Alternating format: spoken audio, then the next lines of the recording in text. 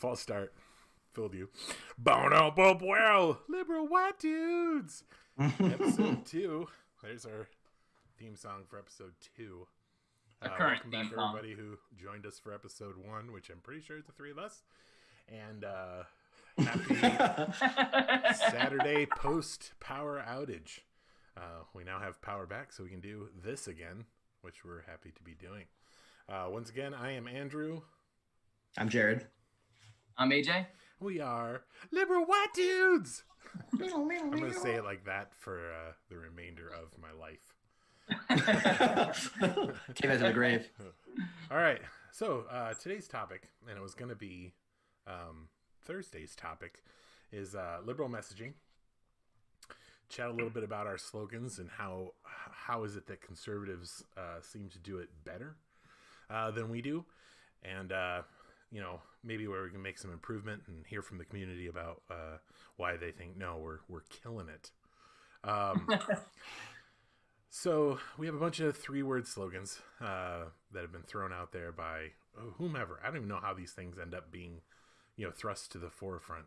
Is that a famous person eventually says it, or a politician? I think a lot of them start as. I think a lot of them start as hashtags. Usually, they're. I think that tail end or portion of a quote that maybe hits a certain way or gets a response, and then it turns into a bit of a hashtag, and then I think that can sometimes be the origin of those. I don't think it's always the case, but I think a lot of times it starts on social media. Okay, I believe you. Having done no research, I'm going to say that's accurate, and we'll go forward from there. First one I want to start with is probably the most well-known, I think, at least in the most recent past. Black Lives Matter. I think that's a good one. I think liberals did well with that one. Do you feel the same way? I mean, yeah. In terms of just conciseness, I feel like that's one of the most effective, especially since it's not like establishing any sort of superiority. It's just a general, like default stance, like Black Lives Matter. Yeah. Can we say that black people dying for no reason is bad? Can we all just get behind that? It seemed like at first, when I first heard it, I was like, yeah, that seems like a no-brainer for everybody. Yeah. Mm-hmm. You would think. Yeah. Conservatives came back. Obviously, they have their 3-word slogans that are directly counter to the liberal messaging with the All Lives Matter, or the even more specific Blue Lives Matter. Which is just blue segment of our community. So bad. Oh my gosh. Yeah, for me, having to explain what Black Lives Matter means, and I found myself doing it more than once, means that maybe we're missing some of the audience for that target, but it really is pretty straightforward. I think it gets it pretty well. Black Lives Matter. Yeah. Agree 100%. Yeah. I think some of the contention, I guess, comes from people thinking that that's a default stance and you shouldn't have to say it. I feel like there are people that are like, the people that typically are the naysayers of that sort of thing is because they're like, well, there's nobody that doesn't believe that. It's like, well, that's not true. That's just not true. Right. It's evident that it's not a common enough belief because it's still an issue at this point. It's still an issue. I mean, so white we have to continue teenager to talk shot about it. is news, and black teenager shot is Tuesday, and it's like, well, Black Lives Matter. Like, just being able to say you should have the same feeling when you hear that teenager shot, what color they are or what race they are or whatever, shouldn't play into how you feel about it. And if you feel differently between those two headlines, then you're part of the issue. Maybe you should spend some time thinking about why. Yeah, that statement alone, just the Black Lives Matter as a statement, is apolitical. Just the statement for itself. Me it is. It's just an apolitical statement. That's not a stance. Yeah, it shouldn't be liberal or conservative or, I don't need to be included in your saying that a certain portion of the population matters. Like, for me, Yeah. Like, what about me in that phrase? Like, I don't, whatever. It's not about All right. Anyway, yeah, I feel like Black Lives Matter also, as a slogan, it stands apart a bit because It's certainly grown into more of a movement than just a slogan. But back to what you were kind of initially saying, I think you touched on right at the beginning about how it seems that in a lot of ways, messaging coming from the right seems to be so much more successful and branded better and more universally accepted by their side. And I've heard a lot of commentary on that. One of the things I heard right after I think Donald Trump began his first campaign was, that's a great slogan. And it really was. Make America Great Again is a really good slogan. And so, that you have to give credit to, that kind of branding, but it is hard to, when it comes to Black Lives Matter, I can see why it is difficult for that to become a more universally acceptable or accepted slogan. Or it's not really a slogan because, like I said, it's really grown into a movement, but it's divisive even on the left, which, Yeah, everything the left says is divisive on the left. Right. We're getting that a little bit more with the next slogan that I'm about to hit because it blew up this week. Even prior to or post us deciding what we're going to talk about, but prior to our show. I think that there's nothing about Black Lives Matter as a slogan or even as a movement that should be at all political. Should be apolitical. Right. I saw one protest where people were chanting Black Lives Matter, and the other side of the street was chanting USA. It's so bad. When you're counter, that's not the counter protest. It is not. It really shouldn't be. It's just so bad. Right. And even saying Blue Lives Matter is setting up a direct conflict between Black people and the police.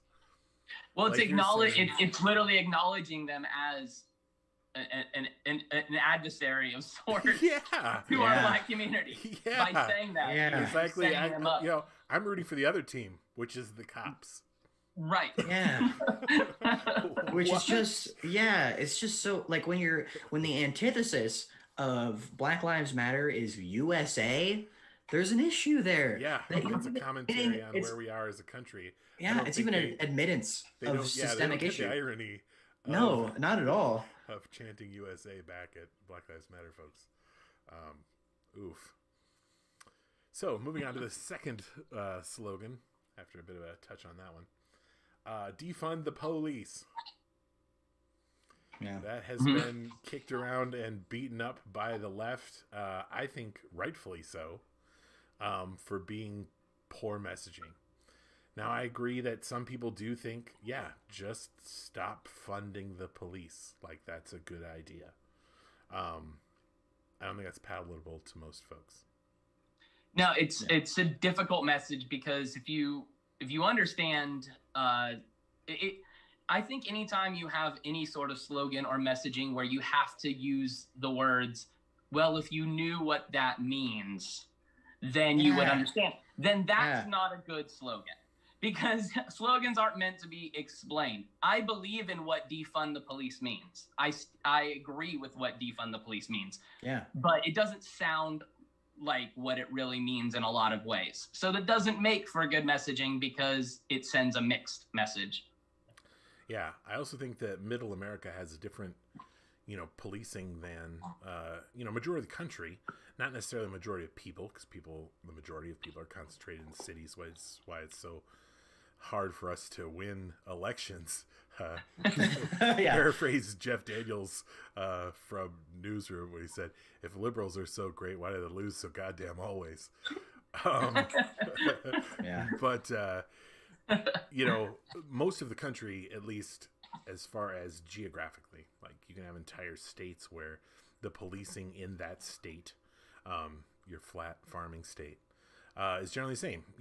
Sheriff Joe, and he's on the lookout for Bobby spray painting the local Quickie Mart, and right. It's just that's the way they see their police, part of their community, protecting them from outsiders stealing their stuff. Right. Yeah. And so the idea of defunding them doesn't make any sense. They like their police presence. They think it's important, if they do have some sort of trouble, at the local bar, Dan's drunk again and needs to be driven home, or exactly. Started throwing haymakers at Jessica behind the bar, like they know everybody's name. It's just exactly. That's just the environment that they're in. Yeah, that entire state works. They don't understand what it's like to be in a fear from your life for the cop, because the person that's looking at you right now is a cop. You know? They don't understand, big city laugh, right? And so they hear something like defund the police, and they don't understand it at all, and they're not listening to the nuance. And of course, none of the nuance is coming from their echo chamber. That is, all of their Fox News, Newsmax, and their local paper. Even, I mean, there's literally no way to get into their bubble, and you've just handed them a talking point. So, related to that, I wanted to quickly, talk about why that particular one blew up today. Just show you a quick thing here. Like, it was so easy for me to do, right?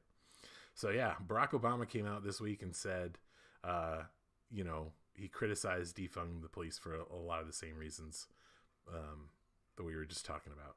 He said it's not a great slogan because you lost a big audience the minute you say it. And you guys are still on mute because I did that. You certainly did. It's one of those things for me where it's like, and I do think actually it's kind of important that we go over what it means for the sake of our own messaging, but sure. What it means is it means to us. Sorry. I mean, you should be good point. There's a segment of the population that uses that slogan. Right. It means exactly what it means. Take all the money out of the police, abolish the police, which is much worse branding, in my opinion. But so what it means is, to us anyway, or to me, is that we're redistributing and the funds that go into a police department and using it for social services and mental health facilities and more rehabilitation programs and stuff like that, so that the cops aren't responsible for everything. Right. So there are people that can deal with specialized situations and specialized examples, right? Where you have a mental health call to 911 and you don't get a bunch of cops with guns showing up at your house, because that doesn't play out well. It just doesn't. It's not the way. It's been historically bad. So that's what it means. But in order to convey that in a 3-word message, defund the police is just not the way. It comes off like you want to stop having police entirely, which I know there are some people that do. That's the way they feel about it. But in general, when you're trying to convince other people to come to your side of the argument. Yeah. I mean, stop militarizing police. Go ahead. Stop. Yeah, that's good. Yeah, that's good. Well, I think what also makes it difficult is one of the last things you just said, Jared, which was convincing people. And I think that's part of the problem. Is a lot of times I feel like liberal messaging isn't geared to do that. It's more designed to no interest. Yeah. It's designed to make headlines. It's designed to be combative. I think it's designed to fan flames. It's designed to do that. And I think there's value in it to a degree, because I think I don't want to go on a tangent, but I think there's a point where there's value in that to some degree, about not really trying to necessarily convince anyone of anything. Absolutely. Being strong in your point. Yeah. But when you start throwing something around that maybe starts as a hashtag or maybe starts as a quote and then turns into a slogan, it's just what you were saying, Jared. It's like, well, what is your goal here? Is your goal to convince people that they should support this? In those 3 words, you're definitely not doing that. Certainly not with something like that. So what ultimately is the goal? Yeah, exactly. And I feel like ultimately the thing is that the goal is to build social services, right? So we build social services is your chant, because then it's clear about your goal. And then when people are like, how do you do that? You say, hey, we take some money out of policing. We take off the load from our overburdened police force. Even listen to them talk about it. They are. Just take that and move with that, because then you have some sort of, it's more positive. It's more forward thinking. It doesn't exclude a huge population by just stating it. Because build social services, I mean, and again, what does that mean? It comes across again as another slogan that's anti-police. Right. You know, and like we don't have to be liberal and anti-police. The way that the police are used in this country and the way that they were built, and a lot of things are wrong with the police as a group, you know, and I would say that about a lot of different groups, but police, absolutely. But I don't hate the police. I'm glad there's a service I can call, you know, when there's a problem. I'm glad that I'm not somebody who has to worry about what that means when I call it, you know, the police to help me, right? Right. So my privilege showing through here, which I think is also and that's the big fantastic. That's the big thing. Well, that's the big thing is that I think for a lot of people it's hard to recognize that that's not everyone's experience, right? That I think it's hard for some people to recognize and even fathom the idea that a policeman inherently is unsafe.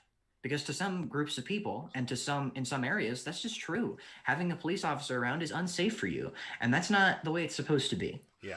Right. I think that's not what that is for. That role is meant to fill. Yeah. It was like Andrew was saying how, you know, there's communities, a lot of communities in middle America and rural America. They don't view the police that way. And partly is because of the privilege, because of the communities they live in. They're predominantly white. They're small rural communities. So to them, they're, like you said, Andrew, their police officers are woven into their community. They're Bob they're the deacon at their church. Yeah. They're, you know what I mean? It's very different. Folks they have dinner with. And they don't exist in a world. They live that where the police are dangerous. They live in a bubble where they're not. And yeah. And I think the majority of Americans spend no time learning the nuance or critically thinking. So I think for, you know, any sort of messaging, if you're not looking at America that way, you know, I've read a bunch of stuff online, especially people who were given Obama crap. It was funny, actually, on one of the Fox News websites. It was like, ex-president says blah, blah, blah. There's a picture of Obama. And I'm just like, first off, everybody on Fox knows who Obama is. And you've been using that as a bookie word for like a decade. And now you're going to be like, ex-president says blah, blah, blah. Like, that gets you more click-throughs. Ooh, which ex-president said It's like a tabloid. Yeah, it really is. Anyway. I can't tell a picture of Obama. Which one is Obama? That's, it really hit me funny. But even a lot of people, you know, lashing back said, you know, we don't have to talk to everyone and we don't have to whatever. And it's just like, yeah, but then you lose. That's how you lose. That's how you continue to lose. It's how he won. You know, how did he win both election the first time and then election the second time? You know, explain it to me if it wasn't that he understood messaging for more than just people who think exactly like he does. Yeah, exactly. And there's something to be said about the fact that it's tiring to have to explain all the time and to convince people and to be a part of the political machine in that way. And that they feel like the political machine is flawed and interacting with it is a waste of time because of how flawed it is. And I understand all those feelings, but it doesn't change the fact that we do have to do it. Right? Those things have to happen because if they don't, we don't move forward. And if we don't move forward, we can't get to the utopian society where we don't have to worry about the flawed machine. Like, that's the whole point, is you have to take those incremental steps to move forward. We don't even vote for a president. We just agree who the best person is. Yeah. No. Right. Somebody steps up and you're like, yeah, that person that person's been Secretary of State. They've been a U.S. Senator. They care about America. Yes. That seems like the best person for president. And then that person just becomes president.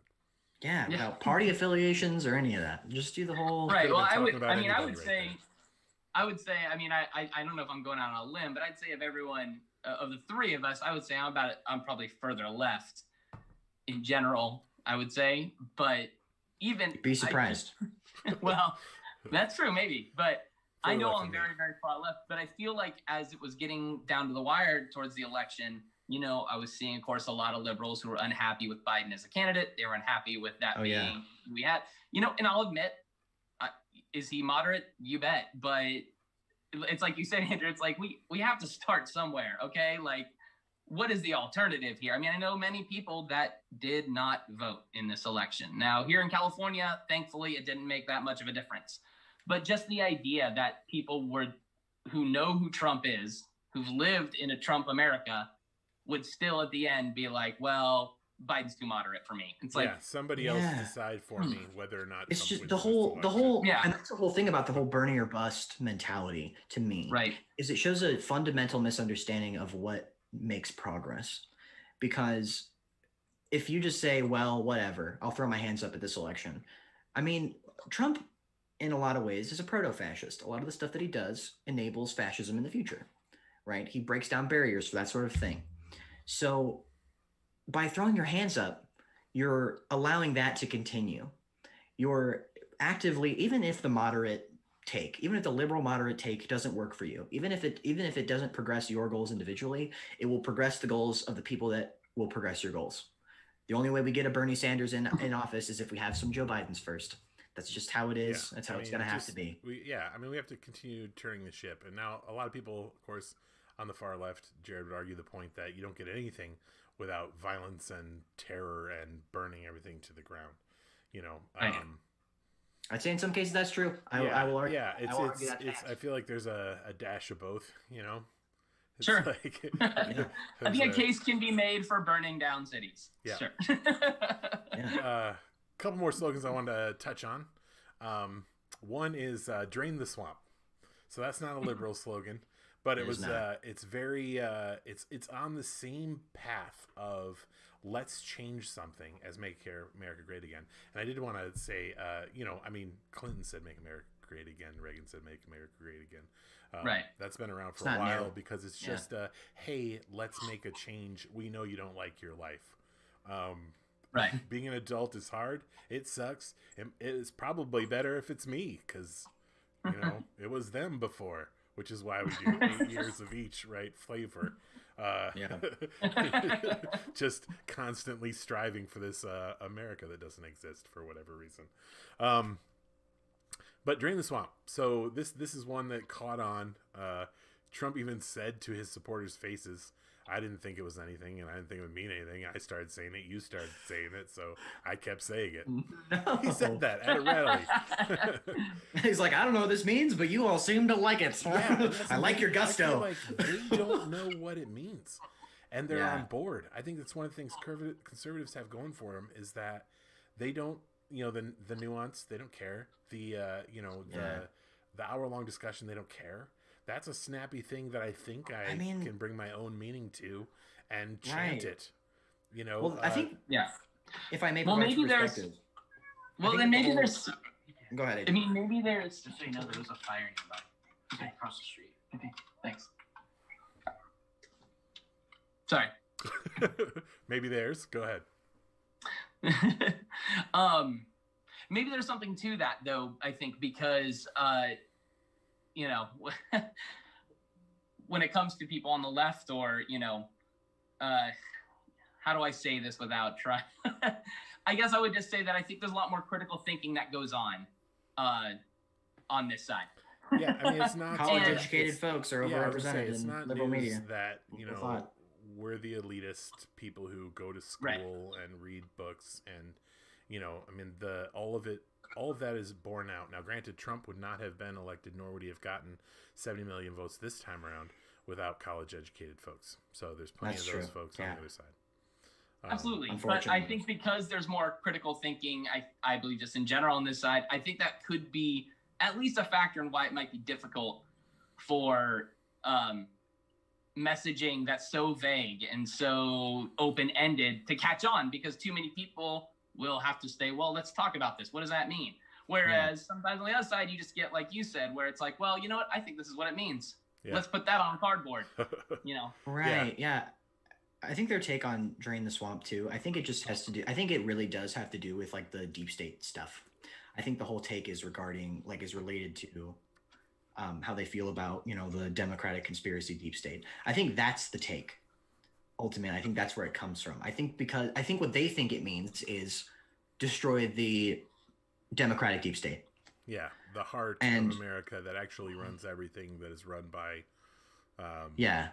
weirdo liberals. When really what it means is stop putting corrupt politicians in places of authority, which has been Trump's bag. Yeah. It has been his whole thing is putting people that are lobbyists or people that are propped up by lobbyists in charge. And that's just not good. That's just not a good thing. Yeah. I mean, part of it is you have the same people chanting at these rallies. They go, drain the swamp, and then go cast a vote for Mitch McConnell. Exactly. It's like, establishment. Who could be more swampy? The guys who get lobbyist money for forever, like, is so deeply embedded in what, cannot be characterized by anything else other than swamp. People think Trump is anti-establishment. Yeah. I mean, for God's sake, the level of delusion is just so absurd to me. He is bad at it. Yeah, in the sense that he's bad at it, he's anti-establishment. Yeah. But the sense that he's like anti-government in any way, he's been like one of the biggest proponents of large, like just put lobbyists and people that will break down important regulations in the. I mean, what's the lady's name that's in charge of the education right now? That's like anti-public education. Betsy DeVos. You owe me 2 figs for having to say her name out loud tonight. Yeah, yeah, exactly. Yeah, it's so bad. I mean, it's just one of those things where it's like, how do you think that this is the what you think you're voting for?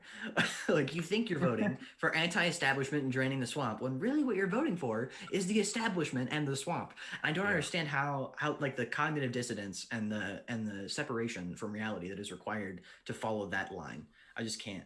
I can't get there. All right. Yeah, I think we can all agree that they didn't drain the swamp, or at least I didn't see them drain the swamp. No, it seems like they just like put a pool filter and then like turned it off. They're like, we're gonna do this, and then just didn't. Just left it there. Like, this will be fine. All right. One more slogan. It is the newest one for us. I don't know if you guys have seen this, but it's buildbackbetter.gov. Build back better. I'm not familiar. Build back better. That's what they came up with as the, like, I guess the the 3 Bs. The 3 Bs against MAGA. Hey, I do enjoy alliteration. I really do. Me too. So I appreciate alliteration and branding even, but that build back. I think it's terrible. It is. It's real bad. Yeah. It's real bad. Objectively bad. I was going to go in soft on it, but you're right. I can't see anyone chanting that and being okay with it. No, it seems like a dumb thing to say. It does. It feels dumb. It's like ordering a smoothie at the Jamba Juice. I feel dumb saying it. Don't make me say it. Please. Hey guys, we all love to order. Yeah, mango a go-go. We all love to order Rudy Tooty Fresh and Fruity at IHOP, but no one's going to actually order Rudy Tooty Fresh and Fruity at IHOP. Exactly. Because you have to say those words. Yeah. Yeah. No. Oh man. So what does it mean? What is the general? The idea is it's his "Make America Great Again." Yeah. But just our version of that, basically. Betterly. Yeah. How do we do worse? How do we do? It's not like "Make America Great Again" isn't way overused, and like it's not like that's like clever. We did worse somehow. And I know it's not grammatically correct, but I think it's catchier. What if we just changed it a little bit to "Build Back Better Good"? Yeah. Build back betterer. At least with that, I feel like you're embracing what you're doing. Right. Yeah. See, that's what I'm saying. Just there's build back more betterly. I think because build back more better. At least. Yeah. At least it doesn't sound like it's aware. Self-aware. Yeah. Build back betterly. I feel like if they just went with the "we did 46" or whatever the branding was. Yeah. I feel like that is so good. Because I don't know if you've seen the picture, AJ, but there's a picture of Biden with Kamala Harris, and he's got a hat on that says "We did 46." Yeah, I'm like, that's so good. Just do that because it's good. Here's the thing, it's good. Counter branding. As soon as that came out, I did see something where people were like, "Slow your roll." Well, yeah, no, and I agree that it won't. It's not anything accurate. And I was like, appreciated, because it's like, yeah, Yeah, right, it's not like Biden has made huge strides already, but I just mean like in terms of meeting that sort of their rhetoric. Yeah. I'll give it a solid 3 figs for a good solid, 3 whole figs. For clapback. Yeah, I'll give it 3 out of 5 figs for clapback quality. But clapback quality. And I do think, ultimately we have to maybe tone down our clapback a little bit. I mean, we have to somehow bring the two sides of this discussion together. I would love to see a landslide victory for someone in a presidential election where most of the country really thinks this is the best person to move our country forward. I don't think we'll be there in 4 years. I don't think we'll be there after Biden. I really don't. Even though it is like moderate aisle reaching, I really don't. A 12-year plan. Where you get to somebody where everybody goes, yeah, this person understands who I am, and they also understand who that guy is.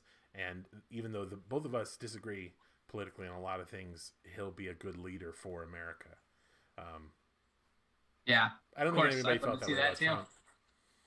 You know, I don't think anybody felt that way about Trump. I don't think anybody would have said those words about Trump. No. I think. Do you think we've gotten close? He's good for Have we ever even gotten close to that in the modern era? I feel like, well, what do you mean modern? I've looked actually at the popular vote numbers. I actually did this recently just because I was interested in the research. I know, right? Research, what a nerd. The difference between based on who won popular votes. Like the Democrats have won the popular vote the last 7 out of 8 times, right? But the one they didn't was a really handily won election for Bush after 9/11. That was a pretty landslide victory. That election was pretty one-sided in general. I think it was a good reminder to all of our Republican brethren that yes, we also love our country. Yeah. It's one of the reasons we're red, white, and blue on this show is because we do love our country. We believe in it, and we believe in the future that we have.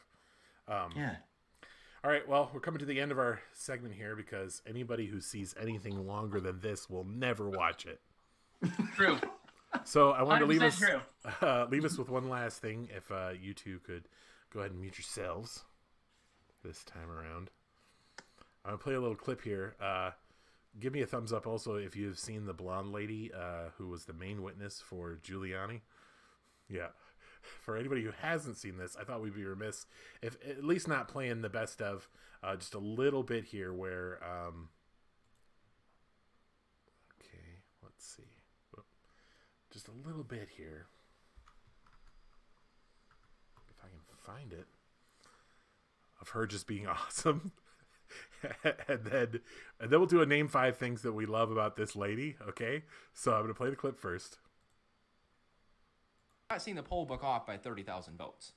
That's not the case. What did you guys do? Take it and do something crazy to it? I'm just saying the numbers are not off by 30,000 votes. So I know what I saying saw. That they're filling in? I know what I saw, and I signed something saying that if I'm wrong, I can go to prison. Okay. Did you? Okay. All right. So you guys can unmute. Okay, I think just okay. Obviously, that's rough. She is at her most delightful right there, where just I feel like she embodies the way I picture a lot of people talking about voter fraud in this election. Is that they're like, well, what'd you guys do to it? Did you take it and do something crazy? It's. I can't even comment, and I know we're wrapping up here, so it speaks for itself. It's its own conversation. We're gonna do a quick name 5 things. Name 5 things you love about this woman. I'm gonna go glasses. Wait, do we each name 5 things, or are we naming 5? Name 5 things total before the timer runs out. We're at 7, 6. The hair. She sounds super drunk. The lilt. The drunk. She's got a bite in her lip the whole time. She bites her lip the whole time. I think we missed 5. Maybe we did. I don't really know. She's the worst. Hey, once again, thanks everybody who tuned in, and thanks for giving us a watch. We are liberal white dudes. Feel free to follow us on Facebook, Twitter, and YouTube. And we will see you all again for our next episode. That's the best way, by the way, to know when we're going live.